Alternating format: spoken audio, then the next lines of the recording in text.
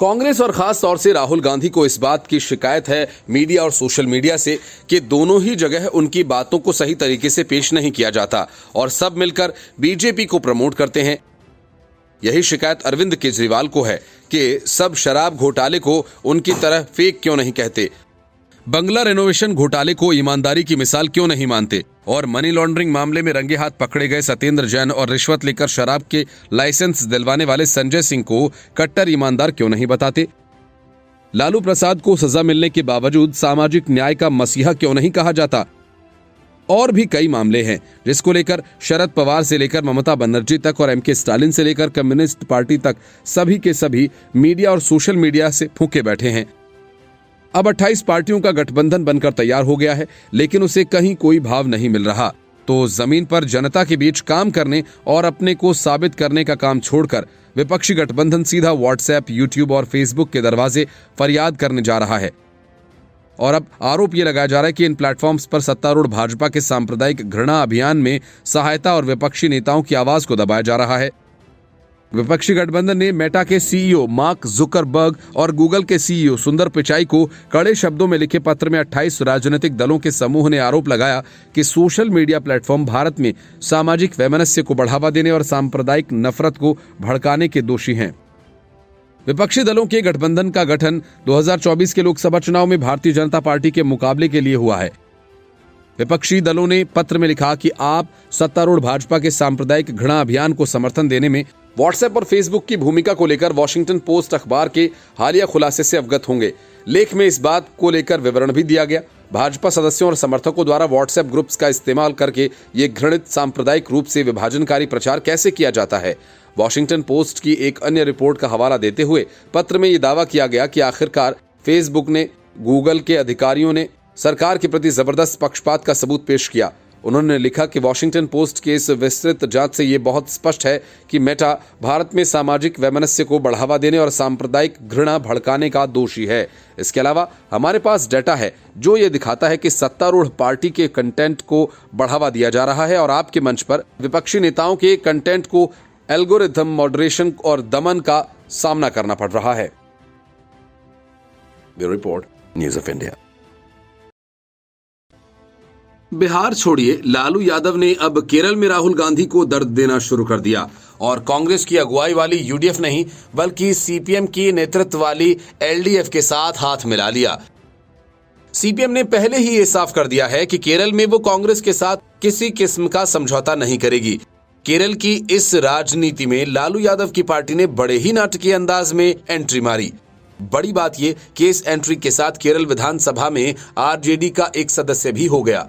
इतना ही नहीं, आरजेडी ने केरल की 5 लोकसभा सीटों पर भी अपना दावा ठोक दिया है। असल में कोझिकोड में तेजस्वी यादव की मौजूदगी में लालू यादव जिंदाबाद के नारों के बीच 2 बार विधायक रह चुके एमवी श्रेयस कुमार की अगुवाई वाली पार्टी लोकतांत्रिक जनता दल यानी एलजेडी का आरजेडी में विलय हो गया। आरजेडी में एलजेडी के विलय से लालू की पार्टी को केरल विधानसभा में एक विधायक केपी मोहन भी मिल गए हैं जो एलजेडी के एमएलए हैं और पहले मंत्री भी रह चुके हैं। एमवी श्रेयस कुमार की अगुवाई वाली एलजेडी केरल की राजनीति में सीपीएम की अगुवाई वाली एलडीएफ का हिस्सा रही। जेडीयू से निकलने के बाद शरद यादव ने 2018 में एलजेडी की स्थापना की थी और 2022 में राष्ट्रीय स्तर पर इसका विलय लालू की राजद के साथ कर दिया गया था। शरद यादव ने 2022 में एलजेडी का आरजेडी में विलय तो कर लिया, लेकिन एमवी श्रेयस कुमार के नेतृत्व में पार्टी की केरल यूनिट जेडीएस की तरफ देखती रही। अब जब एचडी देवेगौड़ा और एचडी कुमारस्वामी की जेडीएस ने बीजेपी का हाथ पकड़ लिया है तो एलजेडी ने आरजेडी के साथ विलय कर लिया। शरद यादव ने जब एलजेडी बनाई थी तब एमवी श्रेयस के सांसद पिता एमपी वीरेंद्र कुमार उसके संस्थापक सदस्यों में से एक थे। एमपी वीरेंद्र कुमार के निधन के बाद एमवी श्रेयस कुमार उसी सीट पर बचे समय के लिए एलडीएफ के समर्थन में राज्यसभा भेजे गए। एमवी श्रेयस कुमार केरल के प्रमुख समाचार पत्र मातृभूमि के मालिक भी हैं। आरजेडी में एलजेडी का विलय कराने तेजस्वी यादव के साथ आरजेडी नेता अब्दुल बारी सिद्दीकी, मनोज झा भी कोझिकोड गए थे। कालीकट ट्रेड सेंटर में आयोजित समारोह में एमवी श्रेयस कुमार की पार्टी के सभी जिलाध्यक्ष और सीनियर नेता मौजूद थे। आरजेडी सूत्रों का कहना है कि पार्टी केरल में 5 लोकसभा सीट लड़ना चाहती है और एलजेडी के विलय से उसे सीपीएम के साथ मोलभाव करने में मदद मिल सकती है। पार्टी के वरिष्ठ नेता अब्दुल बारी सिद्दीकी ने कहा कि लोकसभा चुनाव से पहले पार्टी को एलजेडी के विलय से केरल में बहुत ताकत मिली है और आरजेडी को राष्ट्रीय स्तर पर फैलाने की दिशा में एक बड़ा कदम है। डिप्टी सीएम तेजस्वी यादव ने कहा, आरजेडी के विधायक अब बिहार, झारखंड के साथ ही केरल में भी हो गए हैं, जो देश में पार्टी के विस्तार का संकेत है। आरजेडी को 2008 में राष्ट्रीय पार्टी का दर्जा मिला था, जब बिहार और झारखंड के बाहर मणिपुर और नागालैंड में उसे राज्य पार्टी का दर्जा मिल गया था। मणिपुर में 2007 के चुनाव में आरजेडी ने 6% से ज्यादा वोट के साथ 3 सीटें जीती थीं। नागालैंड में 2008 के चुनाव में उसे 6% से ज्यादा वोट मिले थे, लेकिन वो कोई सीट जीत नहीं सकी थी। लेकिन चुनाव आयोग के नियमों के तहत 2010 में उसका राष्ट्रीय पार्टी का दर्जा छिन गया। आरजेडी ने केरल में 2021 के चुनाव में 2 सीटों पर कैंडिडेट उतारे थे, लेकिन दोनों सीटों पर जमानत जब्त हो गई थी। एलजेडी को साथ लेने के लिए राष्ट्रीय जनता दल केरल में ताकत बढ़ाने के साथ ही फिर से राष्ट्रीय पार्टी का दर्जा पाने की रणनीति पर चल रही है। Bureau report, news of India. शराब घोटाला मामले में पकड़े गए मनीष सिसोदिया की मुश्किलें कम होने की जगह बढ़ती ही जा रही हैं। तमाम कोशिशों के बावजूद सिसोदिया को अब तक जमानत नहीं मिल पाई है। अब तक यही होता आया है कि सिसोदिया के वकील या तो अदालत से आगे की डेट मांग लेते हैं या कुछ और हो जाता है। अब जब एक बार फिर सुनवाई का मौका आया तो पता चला कि मामले की सुनवाई करने वाले जज जस्टिस संजीव खन्ना ही उपलब्ध नहीं हैं और एक बार फिर मामले की सुनवाई टल गई और आगे कब होगी इसका भी कोई अंदाजा नहीं। पिछली सुनवाई के दौरान जस्टिस खन्ना की अध्यक्षता वाली बेंच ने ईडी पर बड़े सवाल उठाते हुए पूछा था कि सरकारी गवाह के बयान पर कैसे भरोसा करेंगे, क्या ये कानून में स्वीकार्य होगा, क्या ये कहीं सुनी बात नहीं है। कोर्ट ने कहा था कि सब सबूतों के आधार पर बात होनी चाहिए, वरना जिरह में केस 2 मिनट में गिर जाएगा।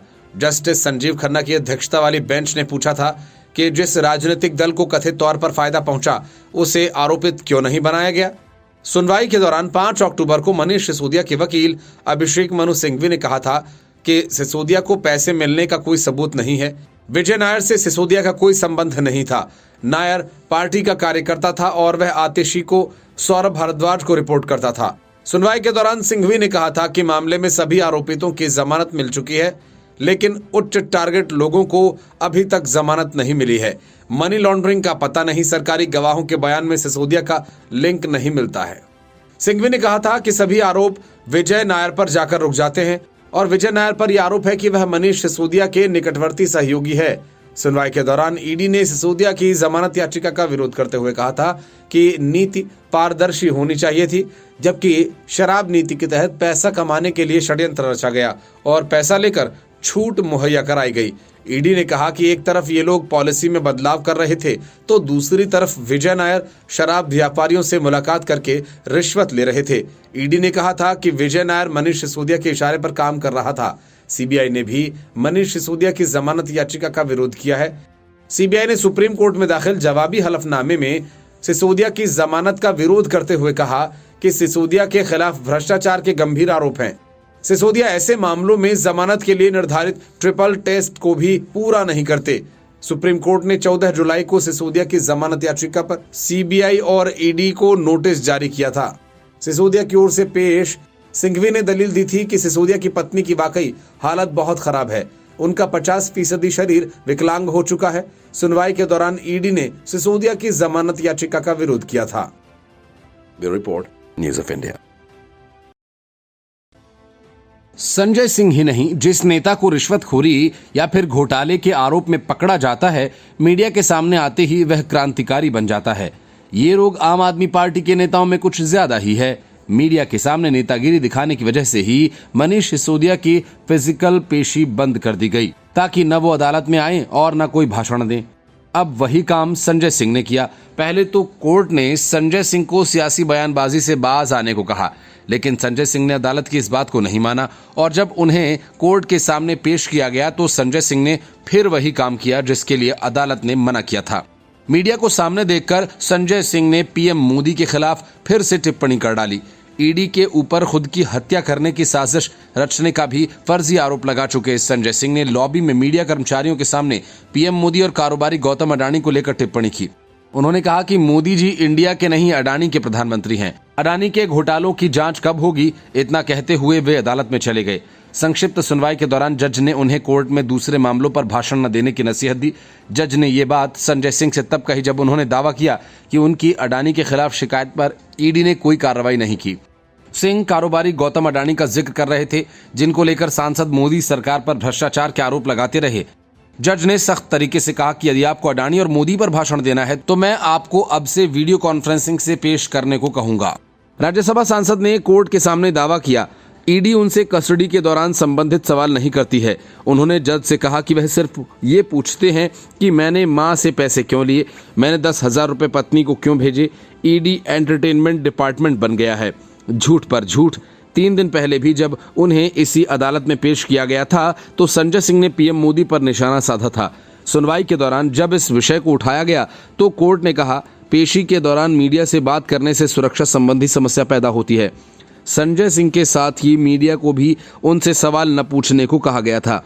आम आदमी पार्टी के राज्यसभा सांसद संजय सिंह को राउज एवेन्यू कोर्ट ने मामले की सुनवाई करते हुए 27 अक्टूबर तक न्यायिक हिरासत में भेज दिया है। संजय सिंह की 3 दिन की कस्टडी आज पूरी हो गई थी, जिसके बाद उनको कोर्ट में पेश किया गया। मामले की सुनवाई जज M.K. नागपाल की कोर्ट में की गई।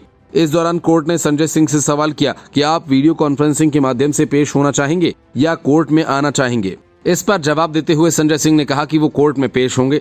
संजय सिंह की दवाइयों को लेकर एक अलग से एप्लीकेशन फाइल की गई, जिसमें शुगर पेशेंट होने की वजह से अलग से दवाइयां उपलब्ध कराने की मांग की गई, जिस पर कोर्ट ने सहमति जताते हुए दवाइयां और मेडिकल इक्विपमेंट उपलब्ध कराए जाने को कहा। दिल्ली की शराब नीति के क्रियान्वयन में कथित अनियमितताओं के संबंध में राज्यसभा सदस्य संजय सिंह को ईडी ने गिरफ्तार किया था। ईडी ने संजय सिंह को हिरासत में लिया था। वे मनीष सिसोदिया के बाद गिरफ्तार किए गए आप के दूसरे बड़े नेता हैं। संजय सिंह पर शराब का लाइसेंस दिलवाने के लिए 2 करोड़ की रिश्वत लेने का आरोप है। रिश्वत की रकम संजय सिंह के घर उनके करीबी सर्वेश मिश्रा को दी गई थी। राज्यसभा सांसद संजय सिंह ने हाईकोर्ट का भी दरवाजा खटखटाया है। सांसद संजय सिंह ने ईडी के एक्शन को गलत बताते हुए अपनी गिरफ्तारी को दिल्ली हाईकोर्ट में चुनौती दी। उन्होंने ट्रायल कोर्ट द्वारा उन्हें दी गई रिमांड को भी चुनौती दी। पिछले सप्ताह 10 घंटे से अधिक समय तक छापेमारी और पूछताछ के बाद ईडी ने संजय सिंह को गिरफ्तार कर लिया था। अगले दिन उन्हें कोर्ट में पेश किया गया। संजय सिंह को पहले 5 दिन और फिर 3 दिन की ईडी रिमांड पर भेजा गया। इसके बाद आज फिर 27 अक्टूबर तक के लिए उनकी हिरासत बढ़ा दी गई है। Report news of India. Delhi शराब घोटाला मामले में संजय सिंह के गिरफ्तार होते ही तिहाड़ की मंडोली जेल में बंद सुकेश चंद्रशेखर ने अरविंद केजरीवाल को खुला पत्र लिखा। अपने पत्र में ठग सुकेश चंद्रशेखर ने आम आदमी पार्टी के नेता संजय सिंह की हालिया गिरफ्तारी को लेकर कई आरोप लगाए। इतना ही नहीं, सुकेश ने संजय सिंह को अरविंद केजरीवाल का फाइनेंस मैनेजर तक करार दे दिया। सुकेश चंद्रशेखर ने अपने पत्र की शुरुआत ये कहकर की कि सच्चाई कायम है और केजरीवाल और उनके सहयोगी हाल की घटनाओं से डरे हुए हैं। उसने कहा कि संजय सिंह की गिरफ्तारी ने केजरीवाल को बेचैन कर दिया है, उनकी चिंताओं को सबके सामने उजागर कर दिया है। सुकेश ने संकेत दिया कि एक पेंडोरा बॉक्स खोला गया है, इस वादे के साथ कि सब कुछ उजागर हो जाएगा। अपने पत्र में उसने आगे लिखा है कि संजय सिंह की गिरफ्तारी से मैंने देखा कि आप कितने डरे हुए हैं। ये आपके चेहरे पर स्पष्ट है, पूरे देश ने इसे देखा है। आपने अपने वकील अनंत मलिक के माध्यम से जारी प्रेस बयान में सुकेश ने एक बार फिर सत्येंद्र जैन और अवैध गतिविधियों में शामिल होने का उन पर आरोप लगाया। सुकेश चंद्रशेखर ने दावा किया कि सत्येंद्र इस समय मेडिकल अंतरिम जमानत पर बाहर हैं, लेकिन वो सीए के कहने पर धमकियां और प्रस्ताव भेज रहे हैं। साफ है, जैन ने अपनी अंतरिम चिकित्सा जमानत का दुरुपयोग किया है। वह अपने अवैध धन का प्रबंधन करने के लिए फोन का इस्तेमाल कर रहे हैं, गवाह को चुप करा रहे हैं। जेल अधिकारी के माध्यम से आपकी यानी सीएम की ओर से मुझे धमकियां भेज रहे हैं और मैं अब इस धमकी भरे कॉल का स्क्रीनशॉट भी जारी करूंगा। चंद्रशेखर ने अपने पत्र में इस बात का संकेत दिया कि संजय सिंह के बाद पूर्व के 2 और सहयोगी ग्रैंड फिनाले से पहले जाएंगे। सीएम साहब का सच भी बहुत जल्द सबके सामने आने वाला है। पत्र में आगे कहा गया कि केजरीवाल या जैन की कोई भी धमकी उन्हें बेनकाब करने और उनके सहयोगियों के खिलाफ सभी सबूत देने से नहीं रोक पाएगी। मैं सभी को बेनकाब करूंगा। Bureau report news of India.